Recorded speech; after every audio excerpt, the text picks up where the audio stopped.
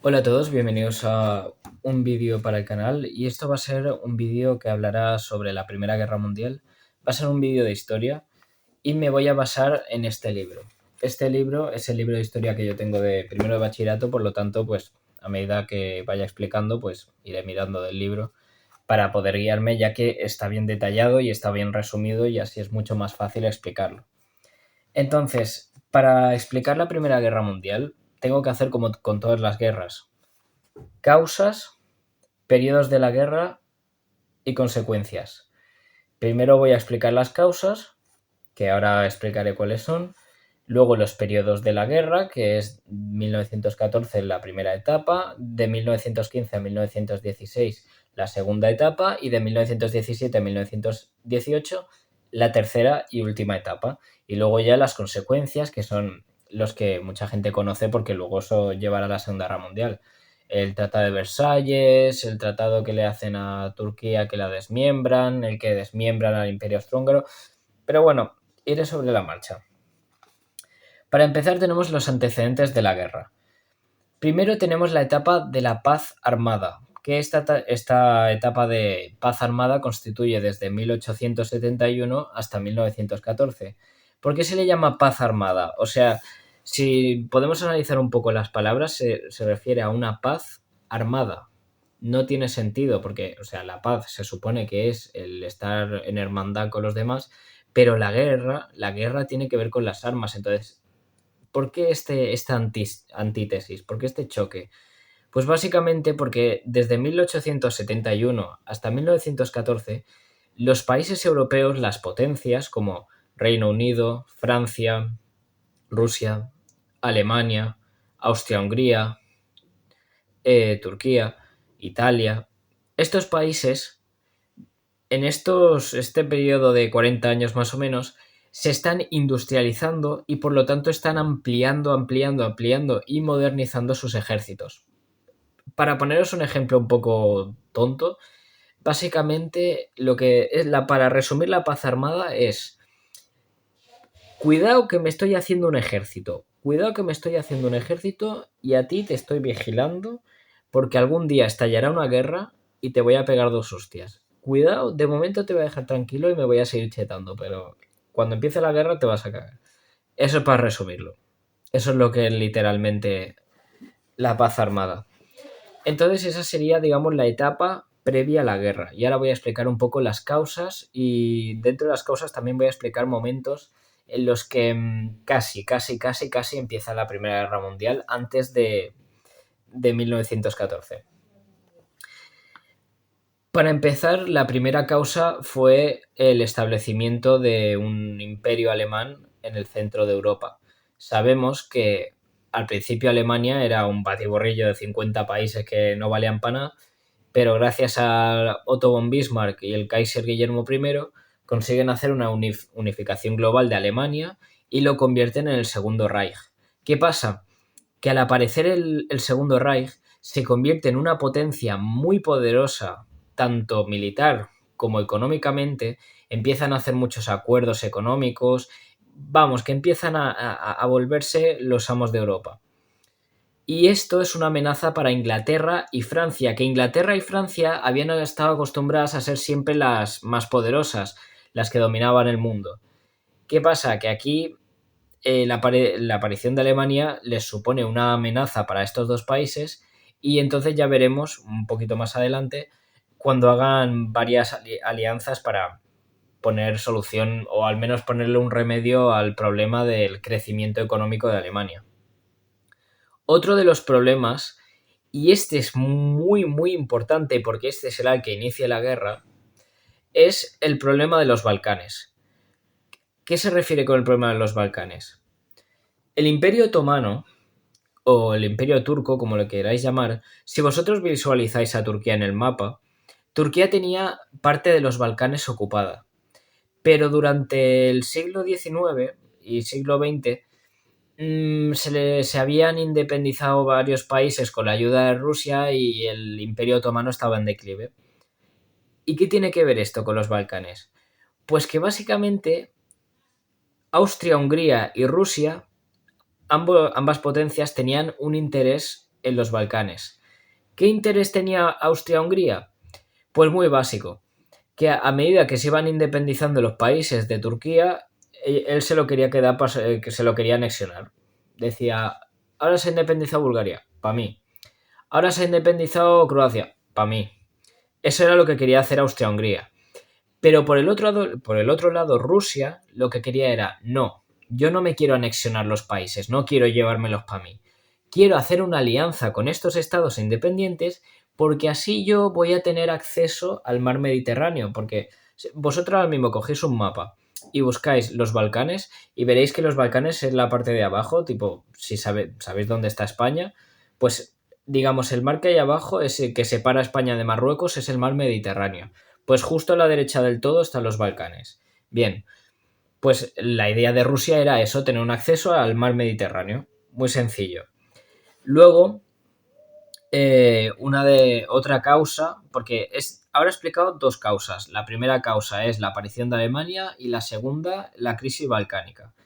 Ahora voy a explicar la tercera causa y es la muerte de el Kaiser Guillermo I. ¿Por qué digo que es un problema o es una causa? Porque Guillermo I era un tío muy pacífico, era un tío que decía, los alemanes tenemos que dominar Europa, pero tranquilidad, que no haya problema. ¿Qué pasa? Que aparece luego, o sea, sube al trono su hijo, el Kaiser Guillermo II, y este dice, Alemania tiene que ser la reina del mundo, tenemos que tener el mejor ejército, la mejor economía, hay que pisarle el cuello a los demás. ¿Qué pasa? Que con estas ideas tan agresivas era evidente que tarde o temprano las cosas se iba a ir a tomar por culo. Entonces, esto sería, digamos, la paz armada y las causas, ¿vale? Para que lo tengáis un poco en cuenta. Luego también otra causa, que esta es muy corta, es el repartimiento de África de 1885, que se reparte en África, Inglaterra y Francia se llevan un montón de territorios y Alemania se lleva muy pocos y por lo tanto está muy descontenta. Hay problemas porque la repartición había sido muy extraña, porque unos querían esto, otros lo otro, no sé qué. Simplemente es un tema muy general. Y con eso hemos zanjado el tema de las causas. Ahora vamos a explicar los bandos de la Primera Guerra Mundial. Primero tenemos a la Triple Entente, que para que lo podáis entender, la Triple Entente es Francia, Inglaterra y Rusia. Vale, ¿cómo se van formando? Porque no llegan los tres países un día y dicen, venga, ala, alianza, venga. No, es poquito a poquito. Primero, Francia y Rusia hicieron una alianza en 1891. Luego, Francia hizo en 1904 una alianza con el Reino Unido que le llamó la Entente Cordiale y finalmente en 1907 Francia, Rusia e Inglaterra hacen lo que se llama la Triple Entente. Grabaros esto en la cabeza porque esto va a ser muy importante de aquí en adelante. Bien, ya tenemos el bando de lo que se podría decir los aliados. Ahora, antes de pasar a las alianzas de los centrales, de lo que sería Alemania y esto, primero voy a explicar varias situaciones, en la que la guerra estuvo a esto de empezar. Tipo, cuando estás jugando un partido de fútbol y chuta y le dan al larguero, rozando el larguero, pues básicamente es lo que voy a explicar. Son 4 situaciones que podrían haber empezado la Primera Guerra Mundial antes de tiempo. La primera es en 1905, que es la crisis de Marruecos. Porque básicamente Francia tenía el control territorial de Marruecos y Alemania pues lo que quería era ayudar a Marruecos a independizarse de Francia para joder a Francia. O sea, por eso digo que es una etapa de paz armada, porque no se atacan directamente, o sea, no se están matando vivos, pero por las espaldas se están metiendo puñaladas, pues ahora yo voy a financiar para que se te independicen, ahora yo te voy a joder económicamente, ahora no sé qué. Se van metiendo pequeñas puñaladas y empezando a crear rencor para que luego explote en lo que sería la guerra. Pues esa sería la primera, que es la crisis de Marruecos de Marruecos de 1905, donde hay una pelea porque Alemania quiere ayudar a independizar Marruecos de Francia para joderla. Luego tenemos la crisis bosniana de 1908, que es que Alemania dio apoyo a la incorporación de Bosnia y Herzegovina al Imperio Austrohúngaro, pero bueno, esto no lo aprendáis mucho, es decir, esto ya es muy general, ¿eh? De hecho, a nosotros en el examen no nos va a entrar, por lo tanto, yo lo explico por explicarlo. Si a alguien no le interesa, puede tirar más para adelante cuando siga explicando cualquier cosa. Luego, la tercera es la segunda crisis de Marruecos, donde que básicamente Alemania se opone de nuevo a la ocupación militar francesa de Marruecos y pues siguen presionando para que se independicen, pero al final no lo consiguen. Y por último, y esta es la más importante, las crisis balcánicas de 1912 y 1913. Básicamente esta causa se inició con la declaración de guerra de Grecia, Serbia, Montenegro y Bulgaria contra los otomanos. Es decir, los estados independientes que se habían separado del Imperio Otomano le habían declarado la guerra como diciendo ahora te vas a cagar. Y entonces terminan derrotándolos y en 1913 vuelven a liar una nueva guerra entre los vencedores obligaron a Bulgaria a ceder territorios que había ganado hace poco. O sea, en 1912 los países balcánicos contra el Imperio Otomano y en 1913 pues contra Bulgaria. Ya lo vuelvo a repetir. Estos son situaciones así que podían haber empezado la guerra pero que no tienen relevancia ninguna. Vale. Ahora vamos a seguir hablando de varias causas. Estas son causas de la Primera Guerra Mundial, pero hasta ahora las que yo he explicado básicamente son causas muy generales. Para que lo podáis entender, son causas de contexto histórico, pues que Alemania apareció y claro, porque Francia, Inglaterra no les gustaba, se sentían amenazadas. Ahora vamos a ir a las tensiones directas, ¿vale? Porque, bueno, me refiero a las causas directas en el sentido de las causas producidas por el tema del imperialismo, por el tema de la ambición, el querer más colonias, más dinero, más poder. Bien, pues ahora sí voy a empezar a explicar las causas más gordas que sí que influirán mucho en el tema de la guerra. Y la primera es la gran rivalidad franco-alemana en el corazón de Europa. Si os acordáis, en la unificación alemana, la última guerra que libra Alemania contra Francia es la guerra franco-prusiana de 1871, donde en el Tratado de Paz Alemania se lleva Alsacia y Lorena, que era una provincia que siempre se habían estado disputando entre ellos. ¿Qué pasa? Que los franceses le tienen un odio, pero un odio a los alemanes que no los pueden ni ver, o sea, es que no los tragan. Pues eso sería uno de las causas. La segunda es la creciente oposición del Imperio Austrohúngaro y del Imperio del Zar. Como he explicado antes, esto lo salto porque es lo que he explicado antes, que en los Balcanes había una crisis balcánica porque unos querían llevarse los territorios y el otro quería hacer alianza con esos países. Nada más que explicar. Luego, la progresiva confrontación entre el Reino Unido y Alemania, como he explicado antes, lo mismo que habían piques entre Alemania y Francia, también habían piques entre Alemania y Reino Unido. Tampoco hay nada más que explicar. La siguiente sería las tensiones generadas por la cursa imperialista, o sea, lo que he dicho antes, que todos los imperios como querían más, más y más, claro, tú vas a por tus intereses. ¿Qué pasa? Que hay un momento en el que chocan los intereses de cada uno y eso provoca un conflicto. Pues es eso, se trata de eso. No son causas muy complicadas. Y luego ya está el peso de la cursa de armaments, que básicamente la cursa de armaments es el tema de financiar armas, tecnologías cada vez más modernas, más grandes, porque antes las armas que se usaban en Europa eran como mucho lo más moderno, una de esto de artillería que hacía era una puta mierda. Entonces, una de las causas directas de la guerra es que como se estaban industrializando, estaban haciendo unos pedazos de ejércitos con unos pedazos de armas, bueno, una cosa, vamos, estrepitosa. Y luego vamos a la siguiente cosa, que es, ahora sí, el bando central. Antes os he explicado que estaba el bando de la Triple Entente, que es Rusia, Francia e Inglaterra. Esa es la Triple Entente, por un lado. Y ahora vamos a poner a la Triple Alianza, que es Alemania, Austria-Hungría y... ¿qué más era? Ah, sí, Turquía.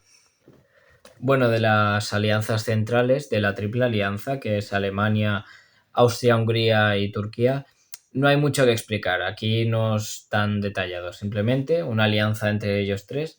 Lo único que cabe destacar es que Turquía se suma a esta alianza en 1915, cuando ya empezó la guerra, ¿vale? Ya está, no hay nada más que explicar. Ahora sí vamos a ir a la guerra, a lo que hace que la guerra explote y a lo que es la guerra como tal. ¿Cómo empieza la Primera Guerra Mundial? Mucha gente que sí que es verdad que se ha molestado en buscarlo y eso, sabe que empieza por el asesinato del archiduque de Austria, que se llama Francisco Fernando. Vale, os voy a explicar un poco el tema. Francisco Fernando, el archiduque de Austria, iba a ser el heredero del imperio austrohúngaro.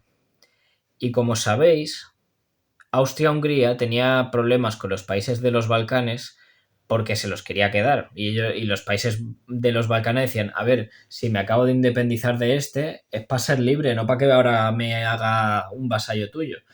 Entonces, ¿qué pasa? Que eso provoca muchas tensiones entre ellos y Francisco Fernando, que no era muy inteligente al parecer, va y se va a hacer una visita a Sarajevo, en Bosnia-Herzegovina, ¿vale? Si no sabéis dónde está, ya sabéis que en el Google sale. ¿Y qué pasa? Que el tío se va a Sarajevo sabiendo que la gente no lo puede ni ver y lo tienen muerto de asco. ¿Y qué pasa? Que él pues va a hacer una visita y para que la gente lo vea, para que conozcan, digamos, al futuro emperador. Bien, pues hay una organización nacionalista serbia que se llama La Mano Negra. Y estos pollos, mientras el tío está por ahí subido a una carroza saludando, le tiran una granada, explota el coche de atrás, intentan tirarle otra bomba, fallan. O sea, intentan asesinar, es una organización terrorista nacionalista. Intentan asesinar al archiduque, pero son gilipollas y no lo hacen. O sea, la cagan estrepitosamente y la mayoría son detenidos. Todos son detenidos menos un terrorista que se llama Gavrilo Princip. Este pavo estaba, después de haber fracasado el intento de asesinar al heredero de la corona austrohúngara, el tío se va a un bar y se estaba comiendo pues lo que se llama un hot dog. Un hot dog, un perrito caliente. Y el tío, al salir del bar, se encuentra con el archiduque Francisco Fernando. ¿Y por qué se lo encuentra? Porque resulta que Francisco Fernando, cuando estaba, digamos, yendo por ahí y le tiran las bombas, él se fue de camino al palacio, bueno, al palacio donde estaba el alcalde, a quejarse por la mala seguridad porque casi lo matan. Entonces, luego, después de quejarse, se sube otra vez al carrito. Iban a ir al hospital para ver, bueno, para visitar a los que estaban heridos del atentado. Y entonces el conductor era medio tonto y se equivocó y se fue por otro camino que no le tocaba.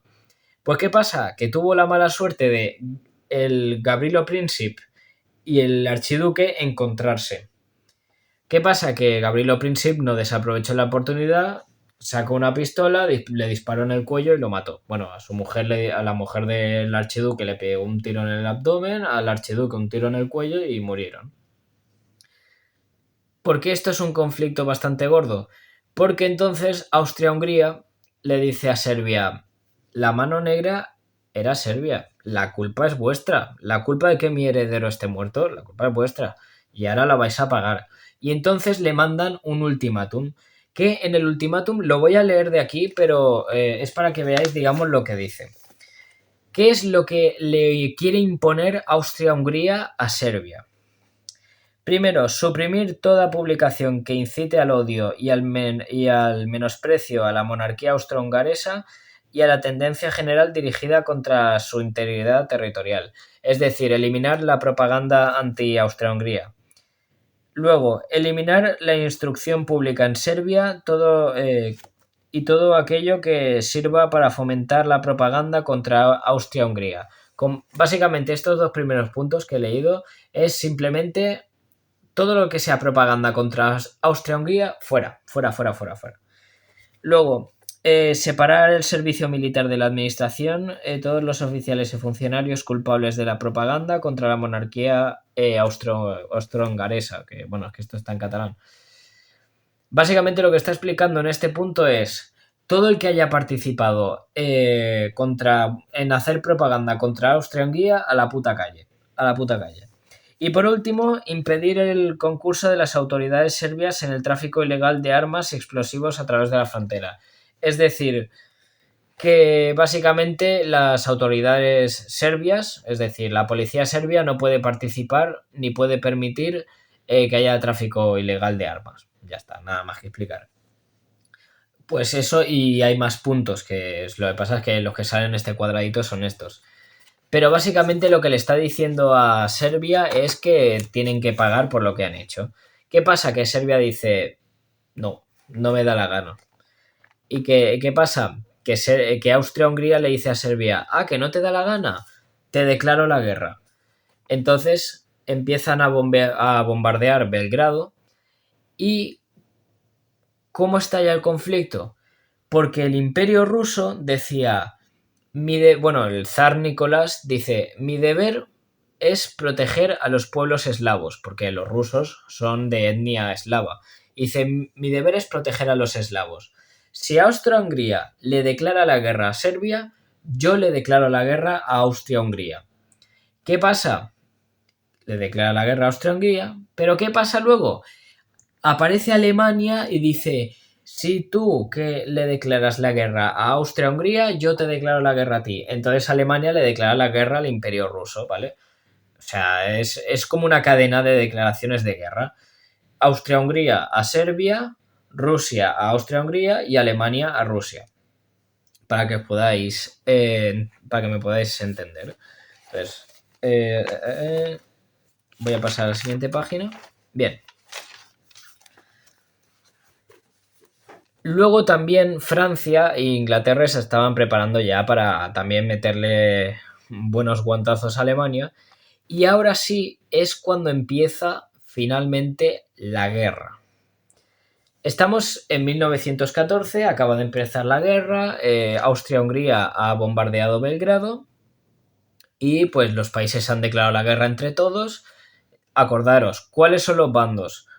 La Triple Entente, Rusia, Francia e Inglaterra, y la Triple Alianza es Alemania y Austria-Hungría, ¿vale? Si tenéis claros estos dos bandos, entonces lo que yo iré explicando de aquí en adelante, que simplemente va a ser, lo voy a explicar muy por encima porque al final es guerra, guerra, guerra, guerra, pero que más o menos lo podáis entender, ¿vale? Primero está la primera etapa de la guerra, que es 1914 y es la etapa de movimientos. ¿Por qué se dice la etapa de movimientos? Porque la siguiente será una etapa en la que estarán totalmente estabilizados sin moverse. Bien, ¿qué es lo que pasa, digamos, en esta primera etapa? De 1914 a 1915, ¿qué es lo que ocurre? Bueno, es muy sencillo. Alemania ataca a Bélgica, que era un país totalmente neutral, que no quería saber nada de la guerra, y entonces, ¿por qué ataca a Bélgica? Porque Alemania tenía un plan.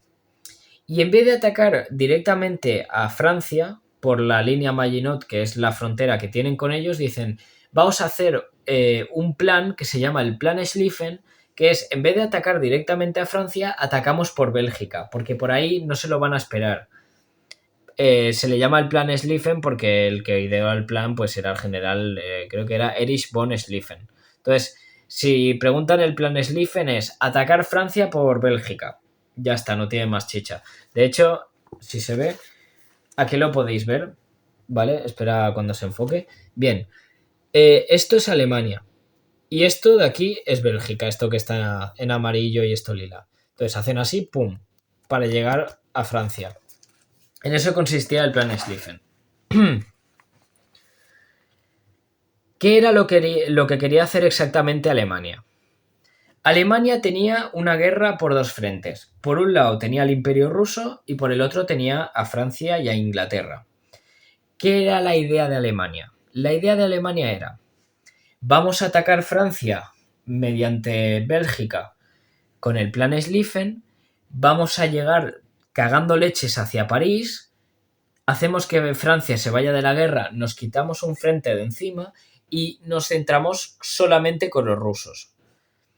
Al final termina siendo una cagada porque hay muchos atrasos, también hay resistencia por los belgas, los franceses también tienen un ejército muy poderoso, por lo tanto terminan fracasando en este plan de quitar a Francia rápido la guerra y pues empiezan las cosas un poco a estabilizarse.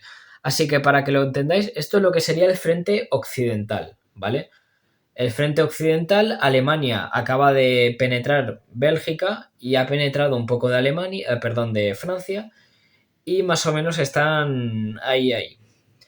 Y luego tenemos el frente oriental, que es el frente contra el Imperio Ruso, donde básicamente Rusia hace un ataque bastante poderoso hacia Alemania y consigue penetrar en Alemania y en Austria-Hungría. Pero igualmente Alemania hace una serie de contraofensivas y consiguen ganarle bastante territorio a los rusos. Así que en 1914 lo que tenemos es que Alemania le está intentando dar guerra a Francia y por el frente oriental está pegándole buenas tortas al Imperio Ruso. Esto era la primera etapa de la guerra, la etapa de movimiento. Ahora tenemos la etapa de 1915 a 1916, que es la etapa de la guerra de trincheras. ¿Por qué se le llama la guerra de trincheras? Porque hasta ese momento jamás había habido ninguna trinchera ni había nada, simplemente eran campos abiertos donde la gente pues chun se mataban vivos. Entonces en la Primera Guerra Mundial se inventa lo que son las trincheras, que son, ya sabéis lo que es una trinchera, son una especie de nidos así alargados, que están con sacos para protegerlos, que ponen alambres de espino y los van perfeccionando. Y entonces, a ver, esto que voy a explicar a partir de ahora, que va a ser muy corto, es algo que solo como curiosidad, no hace falta. De hecho, si queréis tirar para adelante el vídeo, lo que sea. Pero normalmente los soldados vivían en las trincheras y claro, ellos vivían en las trincheras para la guerra y eso. Y resulta que, claro, pensar que habían ratas, habían piojos, cogían unas enfermedades terribles. Y sobre todo, había una enfermedad que se llamaba, que la tengo por aquí, a ver si lo encuentro.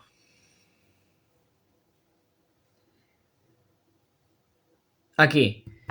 Hay una enfermedad que se llama mal de trinchera. Que el mal de trinchera era que, como estaba hecho de tierra y estaba húmedo, ¿qué pasa? Que como al final los soldados no podían tener higiene porque estaban en el campo de batalla, pues esto del mal de trinchera era que como estaba el suelo húmedo, los pies se le humedecían y se les hinchaban, o sea, y muchas más enfermedades que no digo, ¿eh? O sea, era desastroso. De hecho, hay diarios y cosas de soldados que habían participado que ya lo decían, que vivir en una trinchera era un maldito infierno porque había muerte, había destrucción, escuchaban los gritos de las personas morir, el olor de los cadáveres, lo de siempre. Encima empezaron a tirar armas químicas y tenían que ponerse las máscaras antigas. Un puto desastre, algo inhumano. Ya podéis haceros una idea. Vale, paso a la siguiente página. Bien, ahora empezamos con la segunda etapa, la guerra de posiciones. Desde 1915 hasta 1916. En 1915, como os he dicho ya, se une a las fuerzas centrales, o lo que sería la Triple Alianza, se une el Imperio Otomano, así que ahora tenemos Alemania, Austria-Hungría y el Imperio Otomano, ¿vale? En 1914 eran solo Alemania y Austria-Hungría. Y entonces con la entrada del Imperio Otomano empieza también otro frente, lo que sería África, pero bueno, ahora iré explicando sobre la marcha, no me voy a extender. Esta etapa se caracteriza porque En la primera etapa de 1914, ya os lo he dicho, se trata de guerra, de atacar, defender, avanzar en el frente, lo típico que podría ser una guerra normal.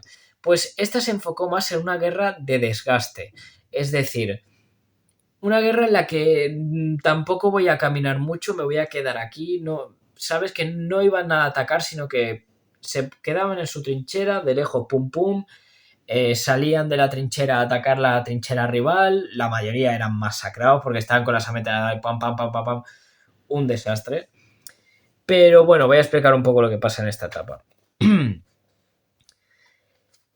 En 1915, en esta etapa, lo mismo que he dicho que el Imperio Otomano se une a las fuerzas centrales, Italia se une a la Triple Entente. O sea que tenemos Francia, Inglaterra, Italia y el Imperio Ruso, y luego tenemos Alemania, Austria-Hungría y el Imperio Otomano. Vale, ahora voy a explicar un poco lo que pasa en esta etapa. Vale, esta etapa básicamente se caracteriza porque tiene varias batallas muy importantes que de hecho mucha gente los conoce, gente que le guste la historia o que le guste el tema de las guerras. Alemania y Austria-Hungría atacan al Imperio Ruso y les pegan unos guantazos porque las tropas alemanas estaban mucho mejor equipadas. ¿Y qué pasa? Que simplemente le van metiendo guantazos en la batalla de Tannenberg, le meten unos ostiones a los rusos y vamos a decir que por el frente oriental ellos van avanzando. Porque en aquella época el imperio ruso era potente pero tenía sus puntos débiles.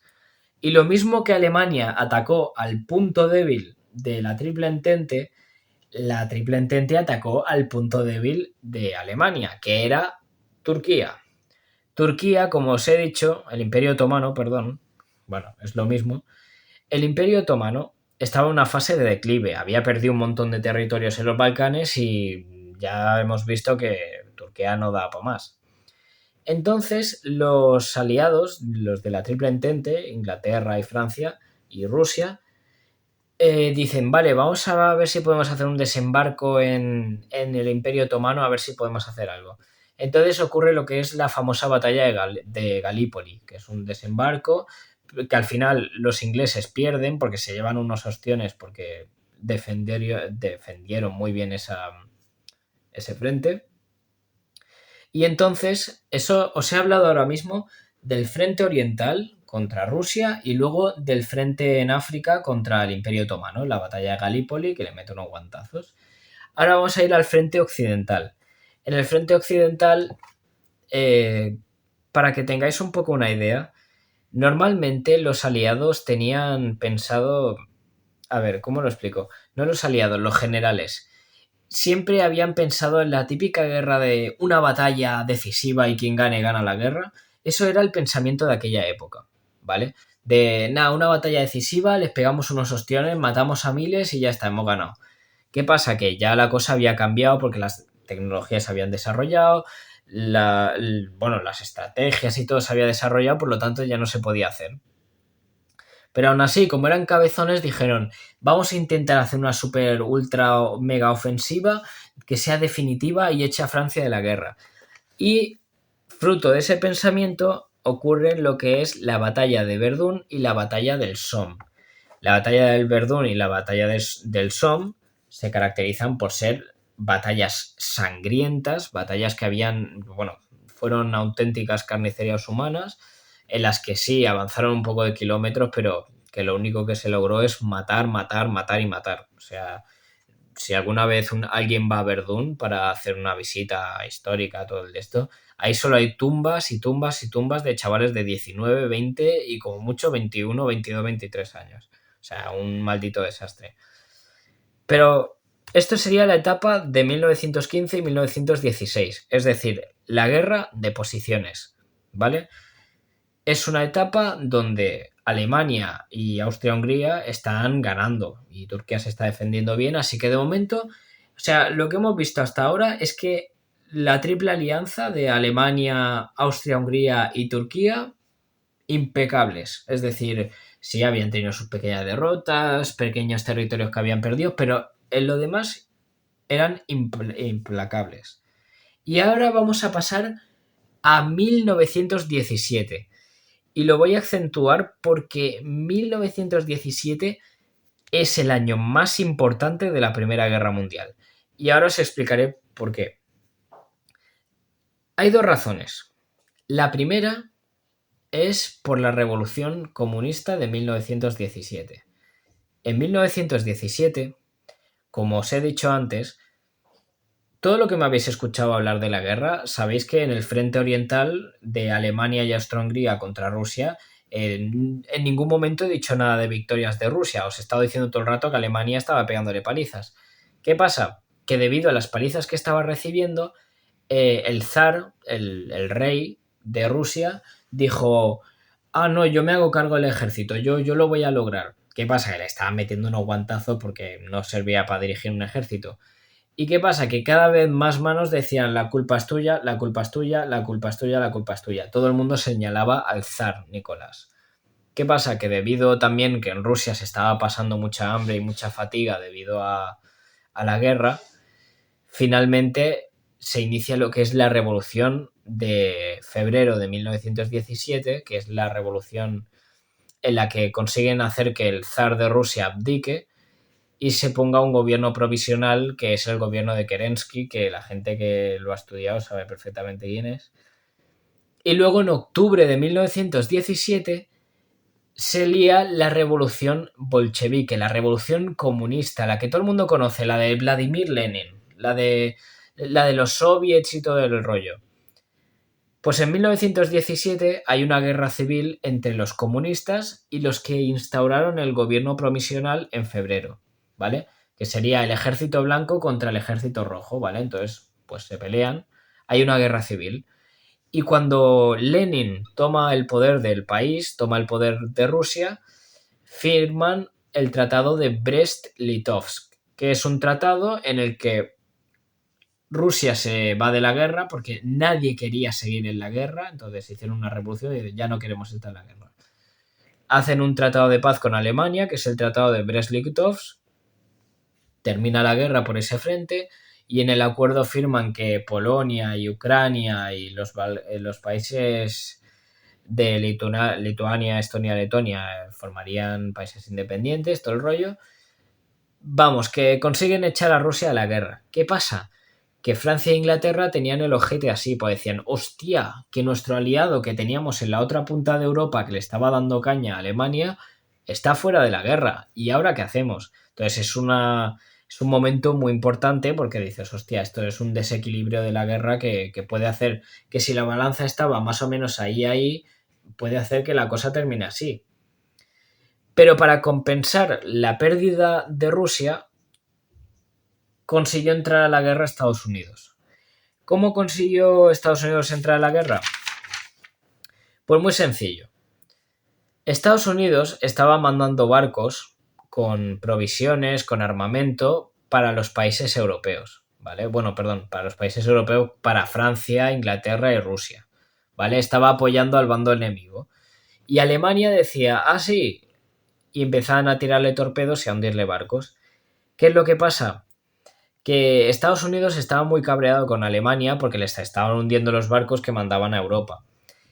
Y hasta que la gota que colmó el vaso es que el ministro de Exteriores, Zimmerman, envió a México un telegrama diciendo, porque sabemos que México está debajo de Estados Unidos, pues Zimmerman mandó un telegrama, que un telegrama es un mensaje encriptado, diciéndoles a México: oye, México, si queréis, meteros a la guerra, darle por culo a Estados Unidos y si ganamos la guerra os daremos Texas, os daremos vuestros territorios de antes de que Estados Unidos os los quitasen. ¿Qué pasa? Que este telegrama a Zimmerman, lo curioso es que lo interceptó la Torre Eiffel en París. O sea, interceptó el mensaje, consiguieron desencriptarlo y entonces los franceses le dijeron a Estados Unidos: oye, que estos os quieren atacar, que le está diciendo a México que os maten, que os declaren la guerra. Entonces Estados Unidos, ya el presidente Woodrow Wilson, que es que tiene un nombre vaya... Woodrow Wilson ya dice: oye, esto ya no lo puedo pasar, hay que ir a la guerra con Alemania. Y entonces Estados Unidos, que en aquel momento era neutral, finalmente le declara la guerra a Alemania.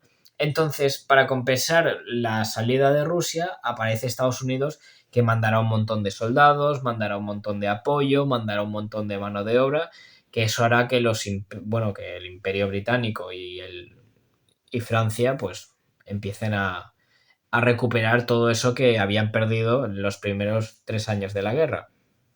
Y por último, vamos a ir a la última etapa de la guerra, que es la de 1918. Ya este es el último año de la guerra. Por ahora sabemos un contexto general, que Turquía está aguantando bastante bien. Alemania y Austria-Hungría le han pegado una paliza a Rusia y Rusia se ha tenido que salir de la guerra por una revolución bolchevique. Y luego Francia e Inglaterra han recibido el honor de tener a Estados Unidos en su lado porque se han unido a la guerra a favor suyo, debido al telegrama Zimmermann. Entonces, en este contexto sabemos que Alemania estaba ganando la guerra. Pero aquí en 1918 voy a explicar varias cosas que van a enseñar que la cosa al final se va a torcer y se va a ir a tomar por culo todo eso que había logrado Alemania en los primeros 3 años de la guerra. Y ahora os voy a explicar qué es lo que pasó. Bien, pues en este contexto, lo que pasa en 1918 es que Alemania hace una ofensiva en Flandes, que es en Bélgica. ¿Y qué pasa? Que como ahora Francia e Inglaterra contaban con el poder de los Estados Unidos, consiguieron derrotar a los alemanes. ¿Y qué es lo que pasa? Que ahora hay un revés de la guerra porque Alemania ya estaba hecha a polvo. Porque hasta ahora es como cuando tú estás corriendo, que tiene mucha energía, hay un momento en el que ya estás petado, que no puedes más. Pues eso es lo que le pasó a Alemania. Desde 1914 a 1917 había estado con una energía tremenda, ahora conquisto bien, he ganado, he ganado, he ganado, he ganado, he ganado.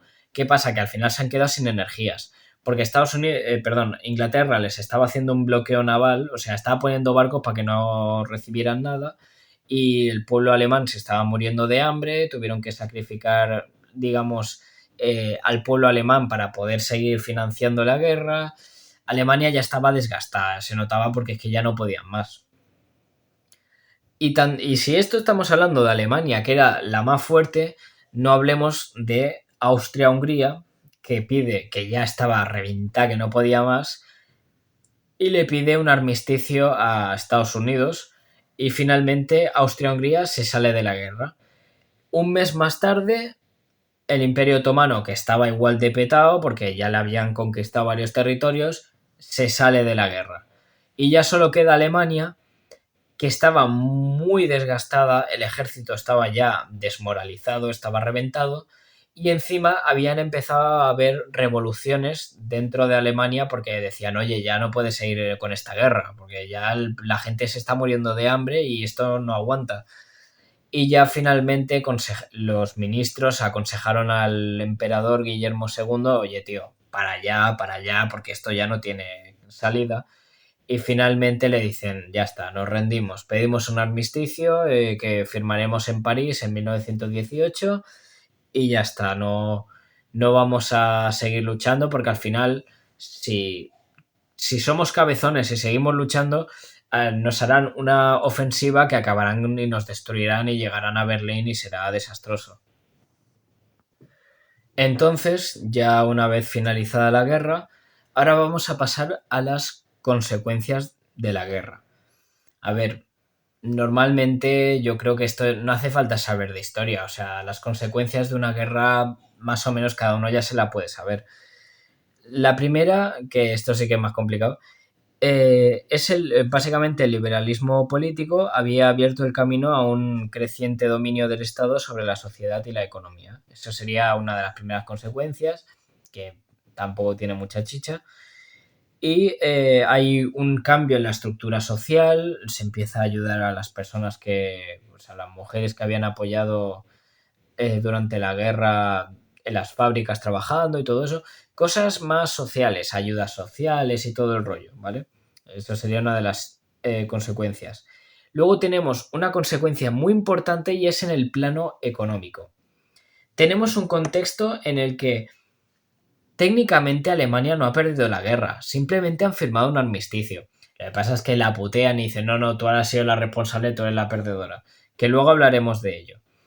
Pero aunque Alemania haya perdido, nos estamos viendo que los países es como si estuvieran en un combate de boxeo. Los países han dado el máximo de sí mismos. Se han pegado a guantazos a más no poder, han sacrificado todo lo que han podido. Están destrozados, no pueden más. Y aunque Francia y el Reino Unido hayan sido los vencedores y Alemania los perdedores, los tres países están hechos una puta mierda. Económicamente no tiran porque han gastado todo el dinero que tenían en guerra industrial, militar. Están destrozados. Eso sería por la parte del plano económico. Luego están las que todo el mundo sabe que es las pérdidas humanas. Las personas volvían a sus los soldados volvían a sus países con traumas, que como se conoce el de shell shock, pero bueno, que eso no se lo tiene que saber nadie. Volvían con traumas, muchos tenían deformidades en el cuerpo por bombazos o lo que sea. Encima se les trataba como el puto culo a los veteranos de guerra. Un montón de civiles que habían sido asesinados y masacrados durante la guerra. La demografía había bajado como un cohete. Es las típicas consecuencias de una guerra, lo típico de que la economía está hecha una mierda y la gente está muerta, pues lo de siempre. Y luego ahora vamos a por una de las partes que yo considero más importantes y son el tema de los tratados. ¿Qué es? O sea, ahora se acabó la guerra. ¿Cómo van a lidiar entre ellos el tema de la guerra? ¿Qué tipo el tratado? Pues yo ahora te impongo esto, lo que sea. ¿Cómo lo hacen? Vamos a ir parte por parte. Primero, en 1919, hacen una conferencia en París entre los países vencedores donde charlan sobre qué le van a imponer a los países perdedores. O sea, para que lo entendáis, en 1919 lo que es Inglaterra, Francia y Estados Unidos y algunos países más se habían reunido para decir, vale, ahora que entre comillas han perdido, ¿qué hacemos con estos? Bien. Entonces vamos a empezar con Alemania. Con Alemania, a Alemania le proponen en 1919 el famoso Tratado de Versalles. ¿Qué es lo que a Alemania le imponen en este tratado? Bien, lo voy a leer, ¿vale? Porque son varias cosas y, a ver, no hace falta sabérselo todo, pero más o menos para que se quede un poco la idea. A Alemania le retiran todas sus colonias en África, todo lo que sea de sus colonias en África, fuera. ¿Qué más? Le quitan Alsacia-Lorena, ¿os acordáis que Alsacia-Lorena se lo habían quitado los alemanes a los franceses en la guerra franco-prusiana? Pues ahora que había ganado, pues dice, ahora nos los quedamos de vuelta nosotros, los franceses. Luego, ¿qué más?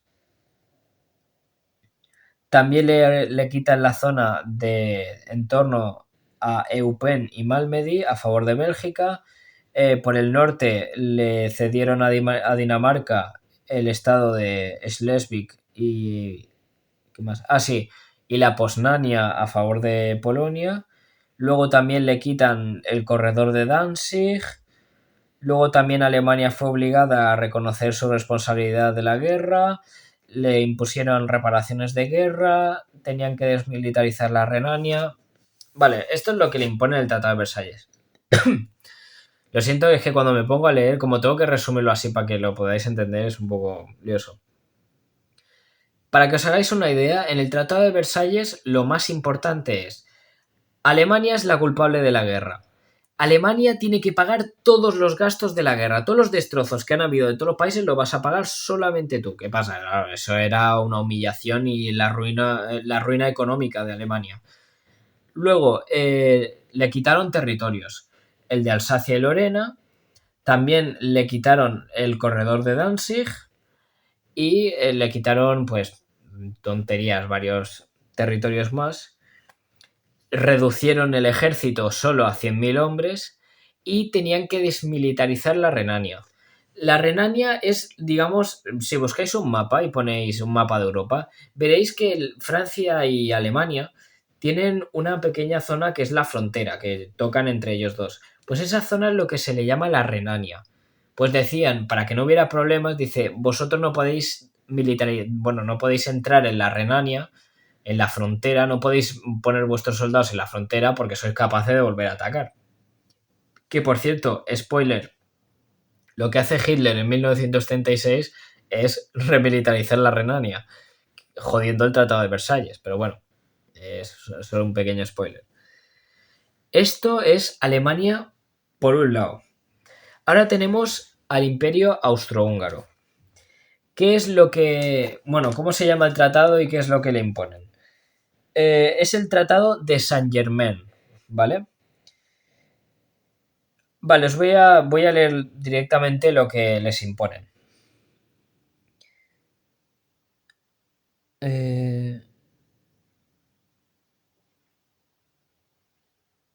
Vale.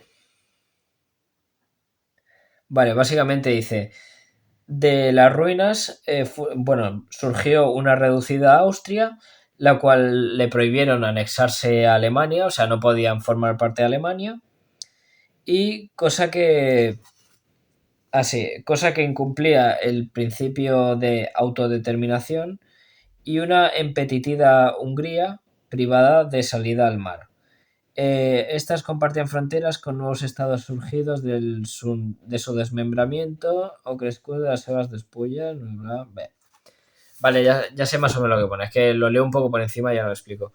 Básicamente, al Imperio Austrohúngaro, yo lo que recomiendo es que mientras hago esta explicación vayáis a Google y miráis el mapa. Si veis el Imperio Austrohúngaro, es un imperio bastante grande. Bastante grande. Pues en el Tratado de Saint-Germain lo único que hacen es le van quitando territorios. O sea, lo desmembran. O sea, todos los países como Checoslovaquia, Serbia, Montenegro, Bosnia, Austria, Hungría, todo eso se lo van quitando. Lo convierten en países diferentes, ¿vale? O sea, para que entendáis, Alemania la hacen responsable de la guerra y le quitan pequeños territorios y Austria-Hungría la desmiembran, la hacen mierda. Y por último tenemos lo que le imponen a el Imperio Otomano, porque claro, el Imperio Otomano no se va a librar de esto, evidentemente. Al Imperio Otomano le imponen lo que se llama el Tratado de Sèvres.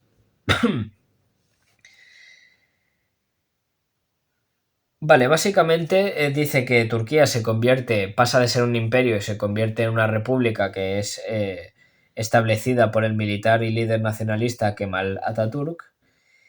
Y básicamente lo que hacen con Turquía es eso, quitarle pequeños territorios y más o menos, si esto es que lo de Turquía tampoco tiene mucha chicha, simplemente pues eso, le van quitando pequeños territorios en la frontera y ya está. Lo único que si alguien quiere mirarlo más concretamente por Google o si tiene un libro de historia y les interesa, siempre puede leerlo de allí.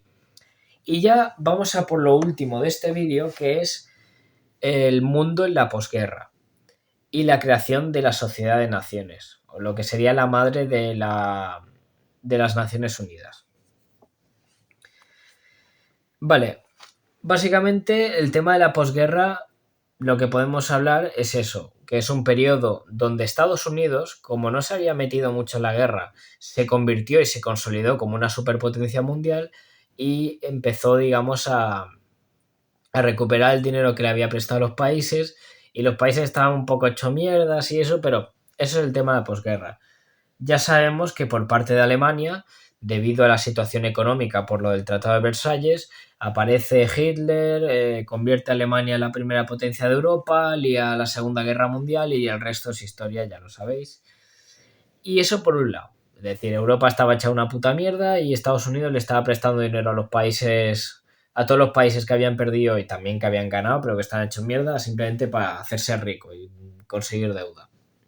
Y por último, tenemos la Sociedad de Naciones, que es la madre de las Naciones Unidas, que en la Conferencia de Paz de París en 1919 se aprueba una nueva constitución que englobe muchos países, que esta Sociedad de Naciones fue creada con la intención de que no volviese a ocurrir otra guerra.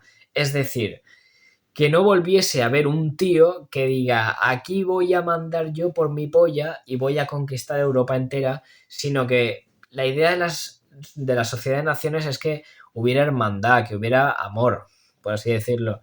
Evidentemente sabemos que 10 años o 15 después, en 1933, aparecerá un tío que de la sociedad de naciones se lo va a pasar por el forro de los cojones y de hecho lo primero que hace Hitler al llegar al poder es salirse de las Naciones Unidas, pero eso ya es cosa de futuro. Y pues ya está, básicamente sería eso, no hay nada más que explicar. Espero que os haya gustado el vídeo, si os ha gustado y eso y os ha parecido bien, darle like y suscribiros. Y si necesitáis alguna cosa más o tenéis alguna duda, me podéis escribir por los comentarios o lo que sea. Pero bueno, adiós.